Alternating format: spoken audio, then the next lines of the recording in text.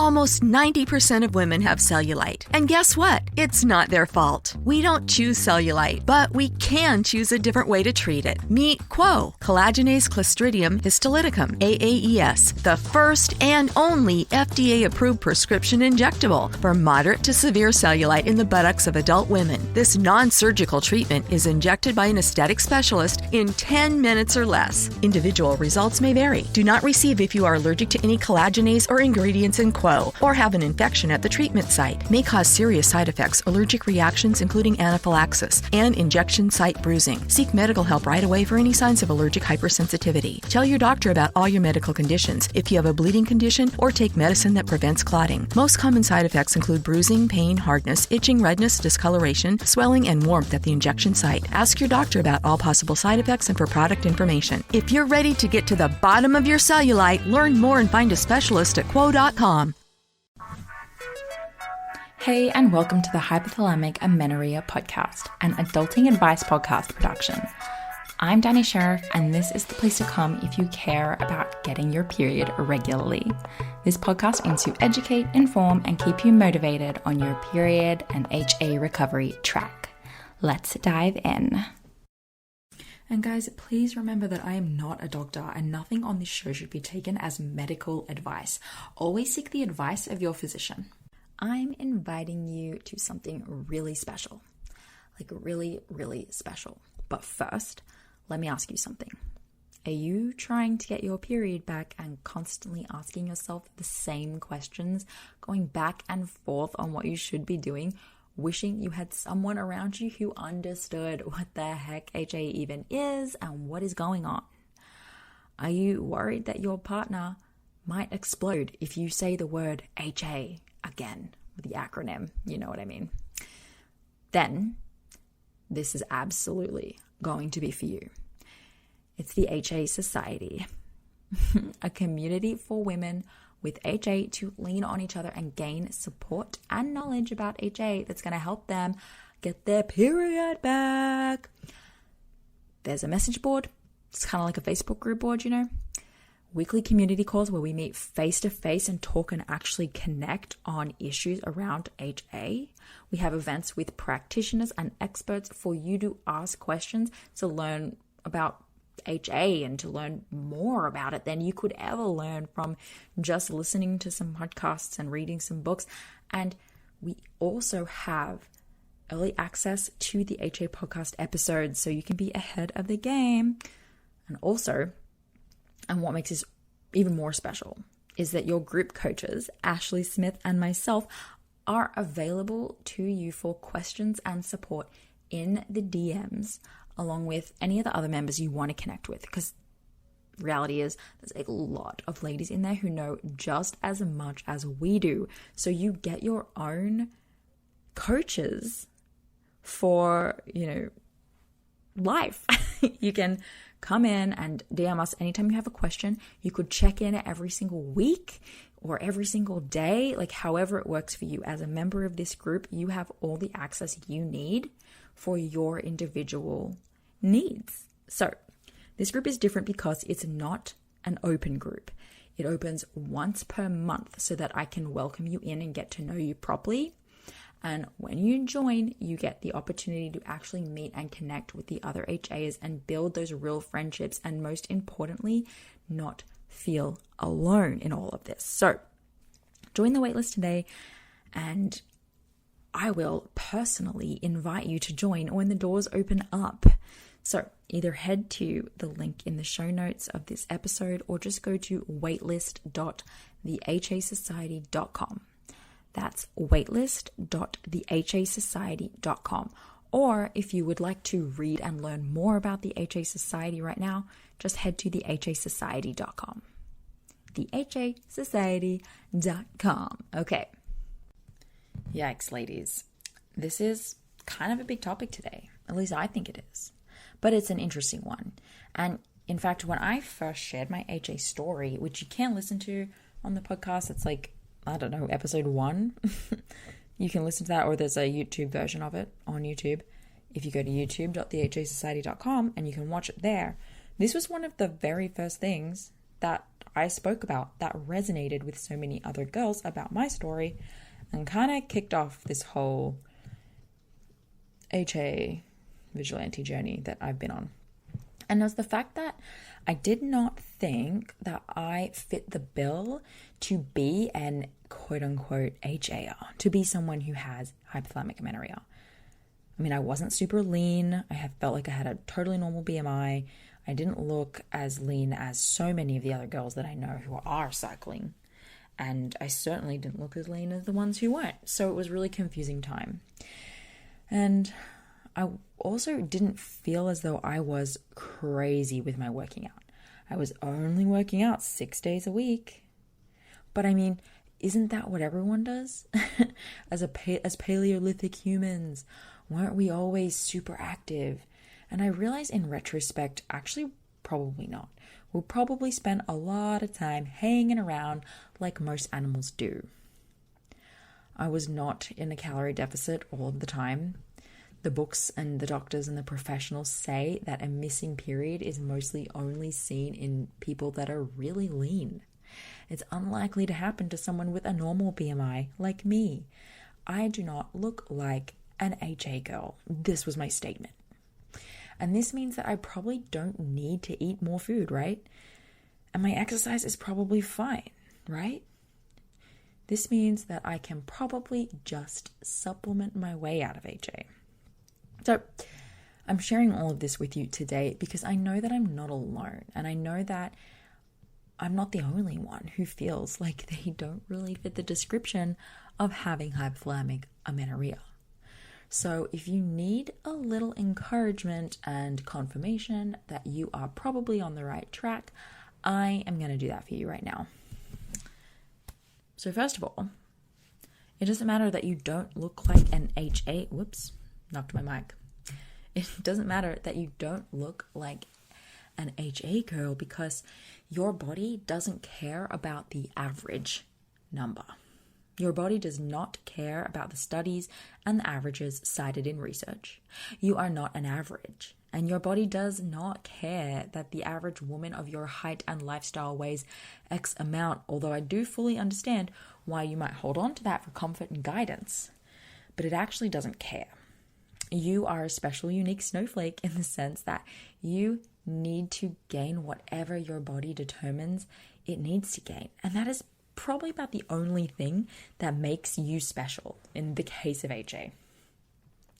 And I know that this can be hard to take on sometimes, especially if you're someone who is basing a lot of their recovery from what the books and the studies are telling you.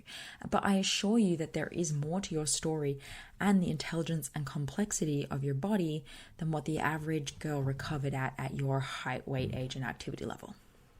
Quick question. Number 2 here. Do you resonate with what you hear around you? I know that not all women actually have eating disorders or overtraining or body image issues, and that some of you listening actually struggle with an autoimmune disease or gut health issues that got you here. But do you resonate with the theme of food restriction of some kind, with the idea of good and bad food or right and wrong behaviors around food or exercise? If you have ever had any of those tendencies, you don't need to look any particular way to be susceptible to getting HA, because those behaviors are stressful to our bodies, both physically and mentally, and they allow us to feel unsafe. So think of it this way. Your body, your reproductive system, it starts in the brain. The hypothalamus, it sends a signal to the ovaries to begin the process of ovulation. It's a message from the brain that the brain only sends when the coast is clear enough to do so, to discount your mental state and its role in your reproductive health and determine that everything is 100% set on your being underweight is a gross misunderstanding of the complexity of your body. So, if you have a history of stressing a lot and putting your body through lots of rules and restrictions, you had better believe that you look like an HA right about now, regardless of your body size or whatever else it is that you are basing your belief that an HA looks like.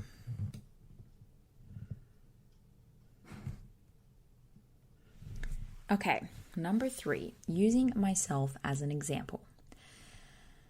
I'm going to go back through my earlier statements about what held me back from feeling like I fit the bill as an HAer and really committing to the work that I needed to do.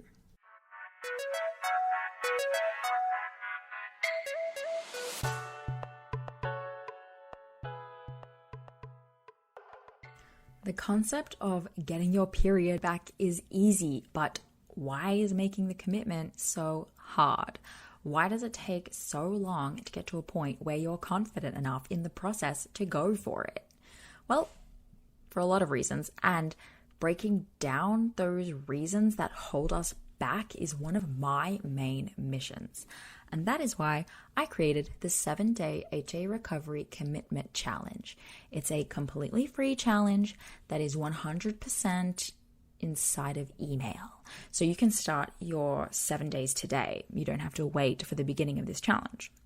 And each day, I send you a new challenge, complete with action items and mindset shifts to help you work through all of the key issues I see that hold us back from recovery. So topics inside of the email challenge include understanding why your period is missing, how to build solid, healthy, caloric, dense meals to ensure that you're getting the nutrition that you need, how to get your support network on board with you, not just letting your friends and family and partner know like what's happening, but actually enrolling them in to help you. Lifestyle factors that could be impacting your ability to recover, and of course, the mindset factors and shifts that you need to make along the way. The goal of this challenge is that after 7 days, you'll be feeling knowledgeable, equipped, and inspired to do what you really know that you need to do to get your period back. So, are you ready? Go to 7daychallenge.hapodcast.com or head to the show notes for the link. That's 7daychallenge.hapodcast.com. Okay, so I said that I felt I wasn't super lean. I wasn't lean enough. I had this weird story in my head, like I had said in the intro, right? You know, humans are designed to be always active, and this is what we're built to do, and we frequently underwent fasting, and we didn't have a constant supply of food. And you know what? First of all, who actually said that we didn't have access to food?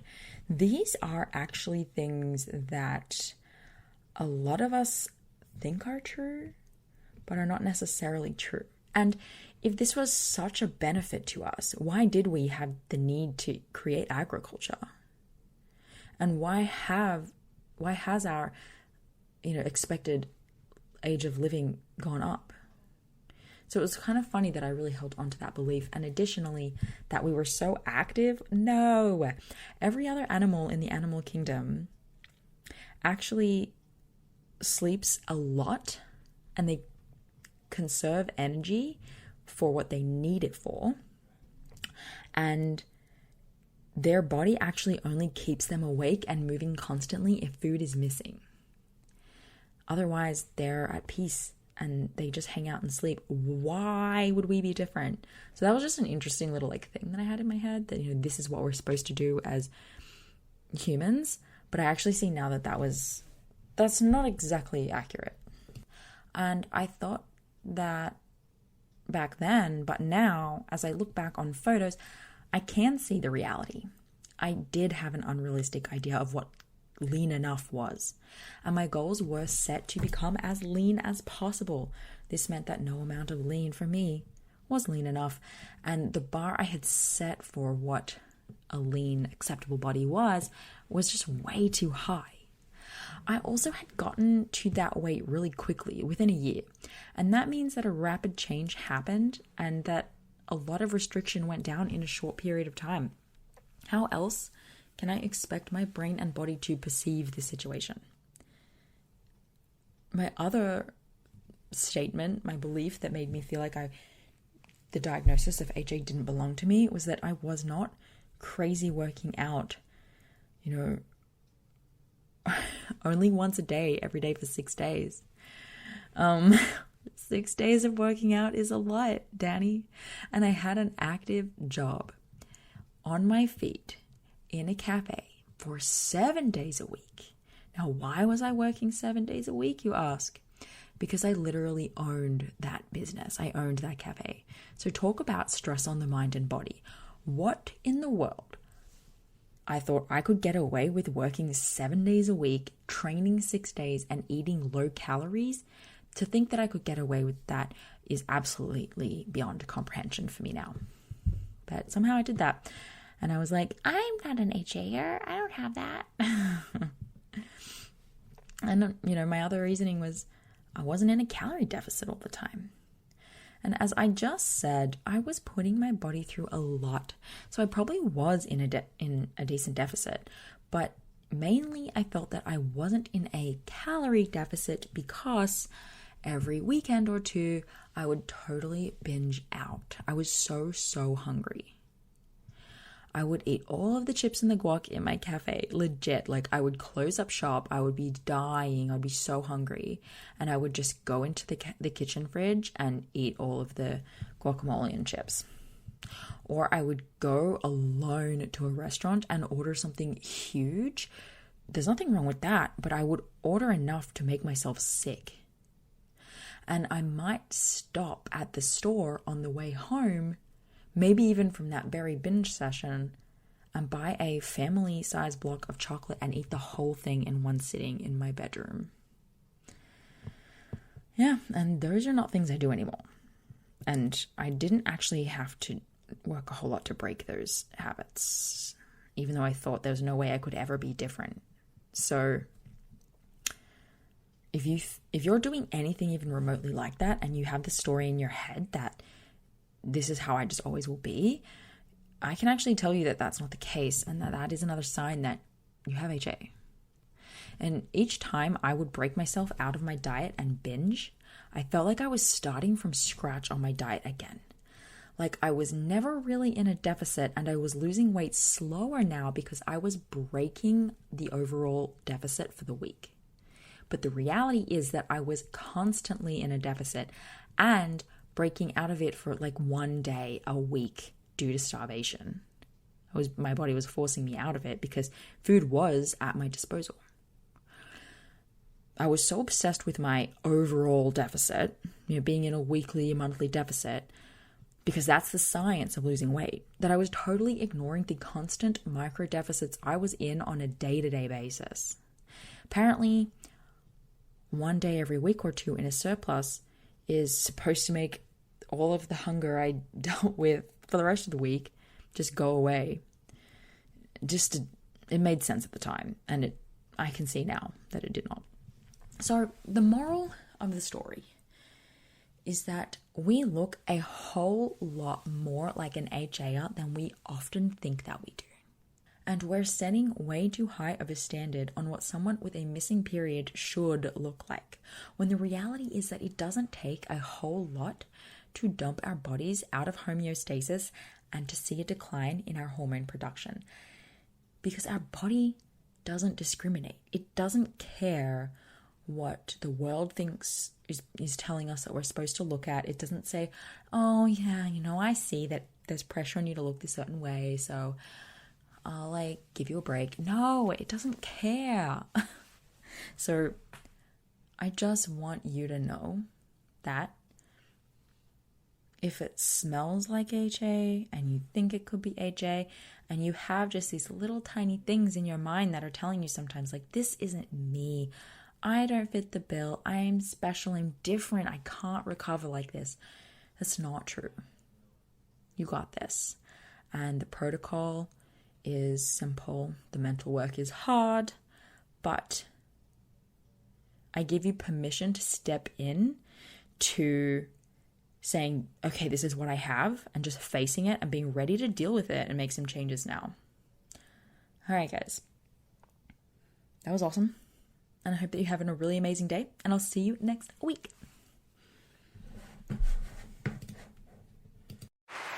Hear that? Is that America cheering or a sausage patty sizzling to perfection? It's time to cheer for Egg McMuffin and fresh cracked eggs at McDonald's. It's time to wake up to the aroma of freshly baked biscuits and treat yourself to a real honest-to-goodness morning meal. Breakfast, it's on at McDonald's. Now enjoy a large iced coffee for just $2. Add a breakfast sandwich to make a meal. Prices and participation may vary. Cannot be combined with any other offer or combo meal.